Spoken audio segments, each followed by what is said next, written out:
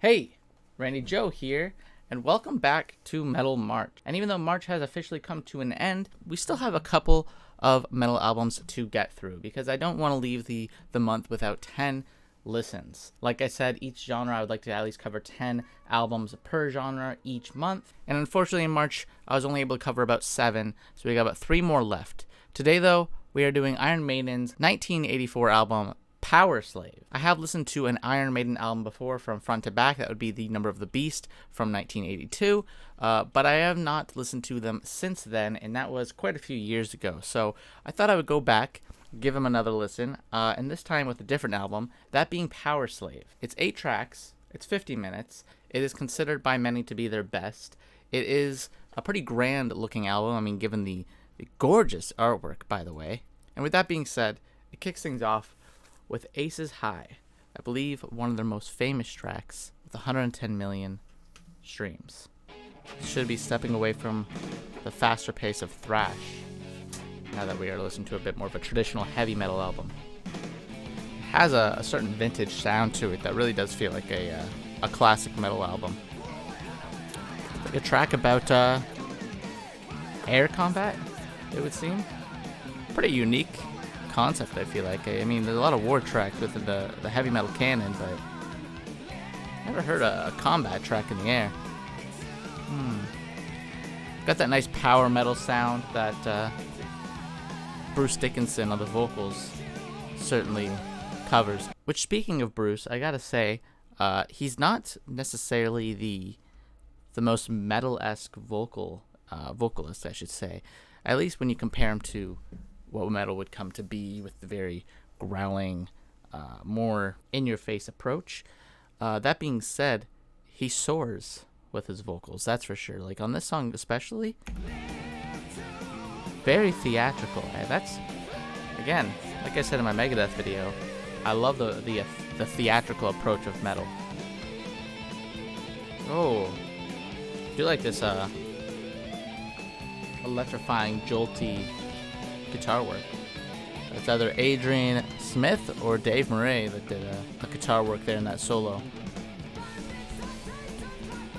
Definitely feels more rooted in traditional rock music from the 70s. I love the picture that's being painted within the lyrics too of this battle in the air. What a unique track. I did not expect that from the title, but maybe I should have. I just want to say I'm very stoked for this last track, given the tale it's named after.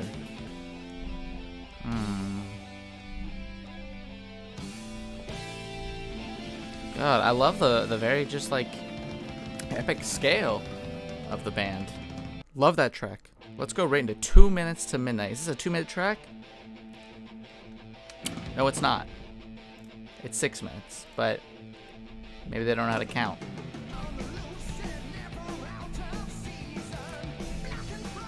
Such a good steady rhythm of this one. Oh.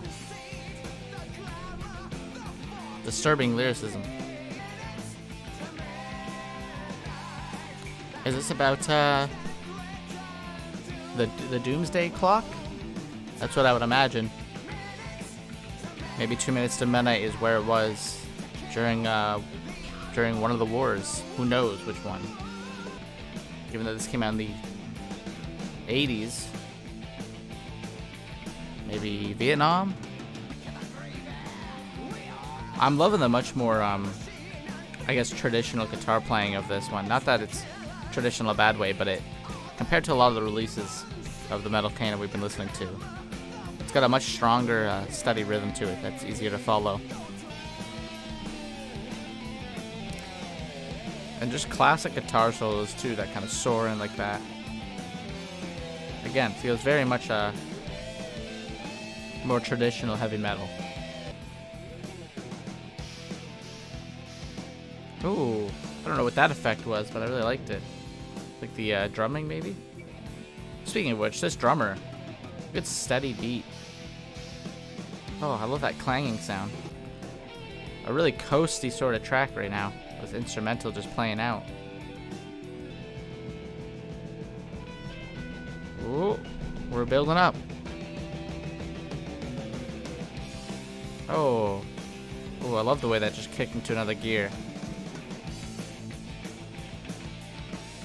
Right back into things. Very disturbing imagery, but doesn't shy away from the horror of the war.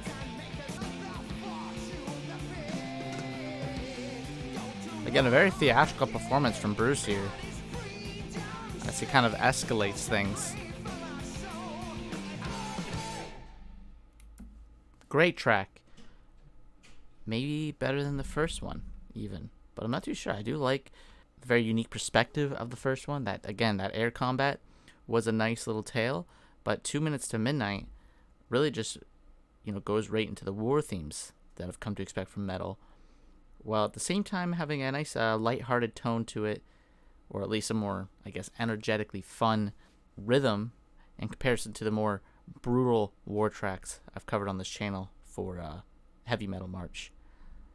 But continuing on, we've got Lost for Words, Big Aura. Not as many listens as this one, maybe because it's an instrumental only.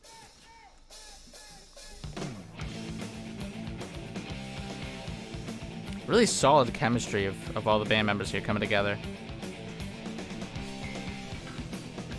Oh, and that bass, you can hear it kind of buried in the mix, but that bass is so thick sounding. Oh, I like this uplifting the guitar work. It just sounds so like easy and breezy. This is a sick track. For an instrumental, it really is an engaging listen. I can't get over the gorgeousness of this cover, by the way. It's just absolutely beautiful. Shout out to whoever did that one. I kind of feel like we're on a roller coaster with this album. Like it's accessible enough that it's not too weird to the normal people, but it's certainly engaging and well crafted enough that you can't help but respect its artistry. Steve Harris on that bass, you can hear it there.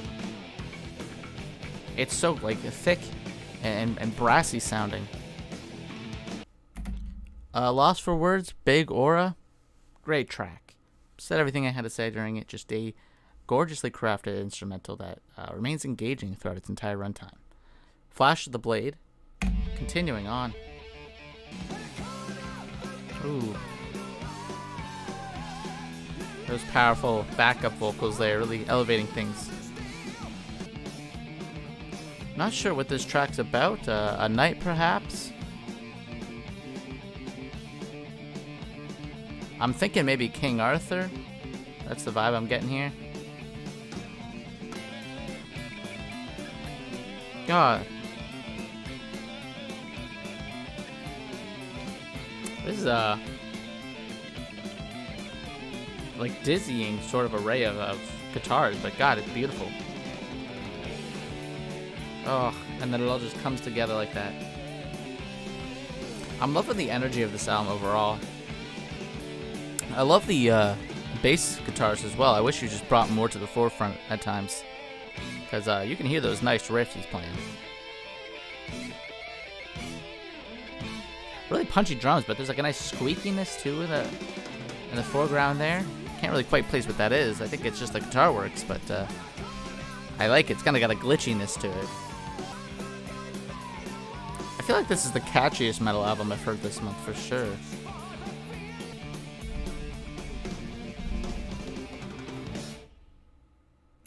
Great track. I think About a Night, perhaps. Certainly throws things back from what it sounds like to ancient times. Continuing on, we've got The Duelists. A lot of interesting war tracks, and not just in the traditional war sense that we know now, like modern day war.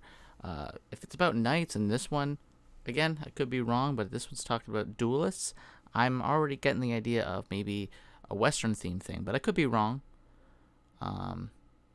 The choosing of guns or fighting with swords. Maybe it's just war in general, which, again, a good concept so far that has been pretty strong throughout. That seems like a duel between two men. Guess I wasn't too far off from the Western theme. I mean, duels are a pretty common Western idea. I know it's a weird comparison to make, but kind of reminds me of some of the more metal-leaning albums that Bowie did, such as The Man Who Sold the World from 1970. Almost like if metal went in that trajectory, this is the kind of tones that I'm picking up. Ooh, I like this instrumental right here. A lot of unique sort of instrumentals on here. None of them sound the same at all. They certainly stand out. Has its own sort of identity to it.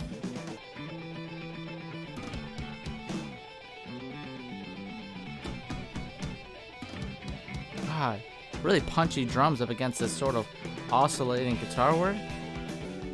I wasn't going to say this was my least favorite track, but I feel like every time I go to, maybe I get used to things, it shifts it up enough that I'm kind of amazed by it. Seems like the next verse we're going to get the climax of this duel of these two swordsmen, it would seem. Oh, really building up to this fight. This instrumental has just been carrying on for a good 2 minutes or so now. Really strong build-up. Oh, seems like the protagonist, or myself, I guess he's inserting us here, has lost. Really matches just the sort of epic showdown style of a duel. Great track. Duelist was fantastic. God, they just keep getting better and better. I'm loving this album. I'm gonna tell you that now. Back in the Village is this one. I'm gonna be a little sad once the Metal March series comes to an end, because I'm loving the metal music I've been hearing. A lot of it has just been absolutely, eye-opening for me, because I've never explored the genre that much. So even after this series is done, I will continue listening to metal albums. Probably not on this channel, at least not as much. New releases, sure, but maybe not some of the classics. But that's okay, because I'll still enjoy it, and I'm sure it'll come back again into the channel in some way. Back in the Village, though, continuing.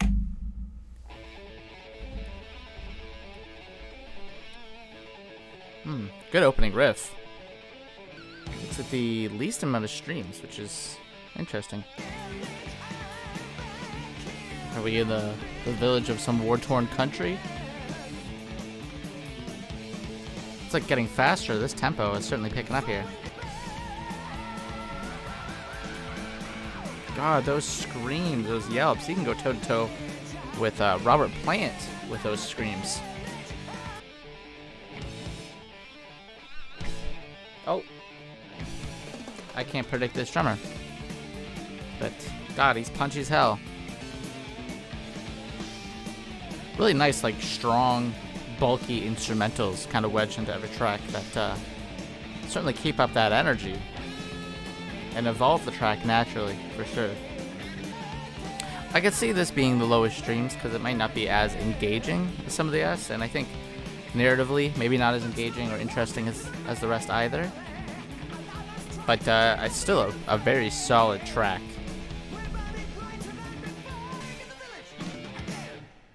What a way to finish with that rapid finish there. Powerslave is this one. This is the title track. The streams have a little bit of an uptick here, 31 million streams.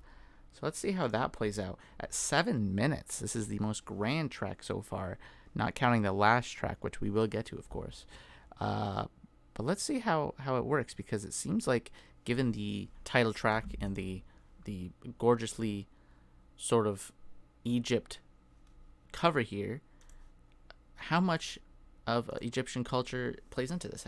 Does Egypt play a role? It would seem Eye of Horus kicks things off, so I'm going to assume there's some ancient Egypt mythology, which is a great set of mythology, and one that I wish more mythological sort of artistic traits would focus on.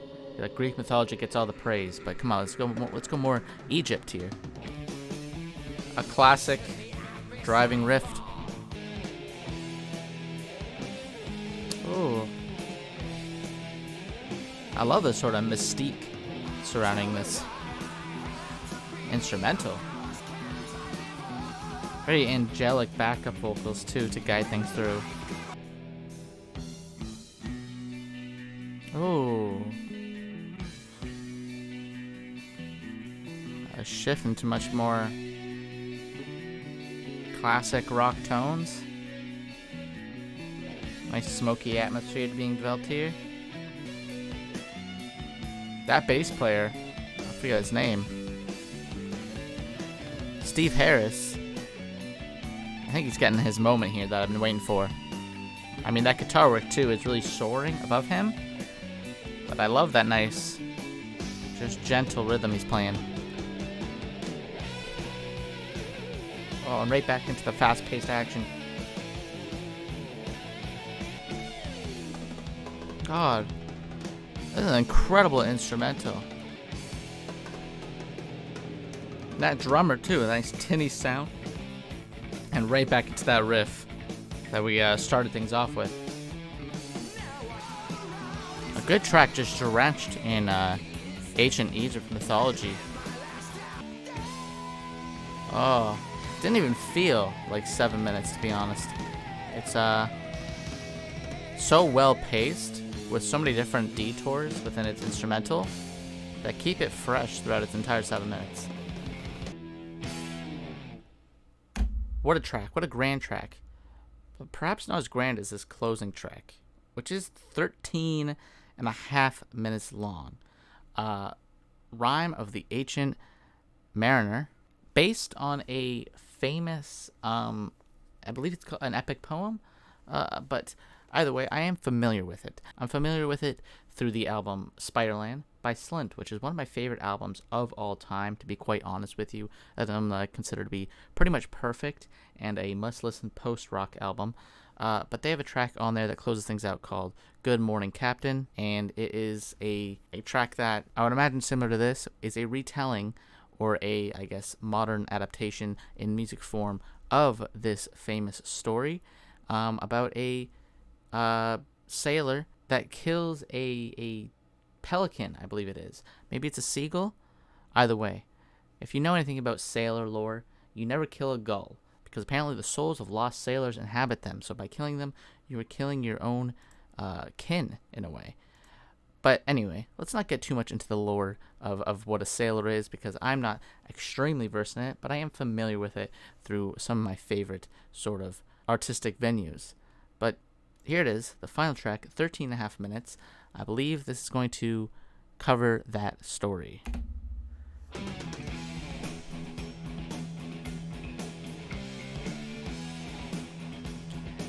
It seems like it is, because it's starting with the wedding, and I know the original text of the story is about a man telling it at a wedding, telling the story. Good driving riff. I love it. I'm pretty sure, if I'm not mistaken, he's forced to wear the bird around his neck, too, in the story. I wonder if that is brought in here. And there's that albatross. Oh, he's going to kill that albatross. He will. What a great riff here. Really playful. I love the lighthearted nature of this album. There it is. He's killed it. He's slain that bird. Oh. And they forgive it. And they will regret it. Yeah. There it is. That bird hanging on his neck. They really are just retelling the story, it would seem. Beat for beat, essentially, which is fantastic because it's a great tale. A classic, too. This ghost ship, it would seem. And that mariner is taken by death. I believe she lets him live so he can tell the tale. I think that's the message here. I forget quite where the direction goes from here on out, but I believe it's the protagonist in this instance. God, I love the way you can just hear it ever so slightly building up. That guitar work. Oh, a nice silence. Oh, where is this going?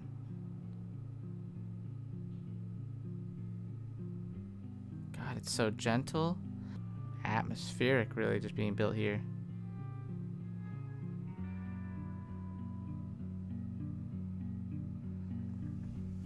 Oh, you can hear like the creaking of the ship. Oh, it's so eerie. This is a beautiful passage. All his shipmates are dying.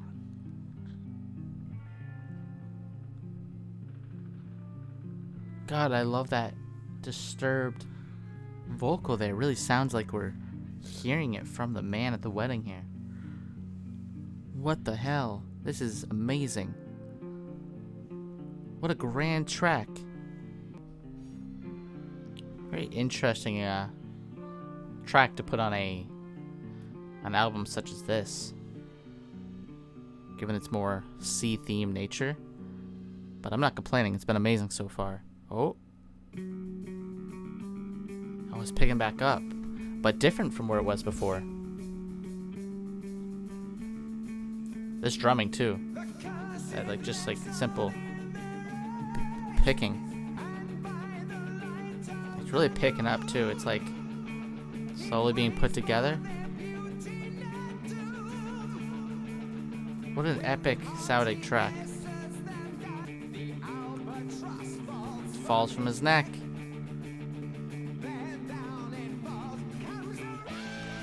Oh. You can hear the rain effects too as it comes in. It's such an explosive ending. I feel like we're in a spiral of the ship kind of sinking and coming to an end. Oh, I like that little glimpse of electric kind of guitar there. This is a really beautiful riff. Diddle-doo, diddle-doo, diddle-doo, diddle-doo, diddle-doo. Love that riff. That is a gorgeous riff. Definitely the most fun metal album I think I've heard this month. It is just so infectiously fun. This is the mariner telling the story, and he is ridden with this curse. What a beautiful tale. God, really riding on home here.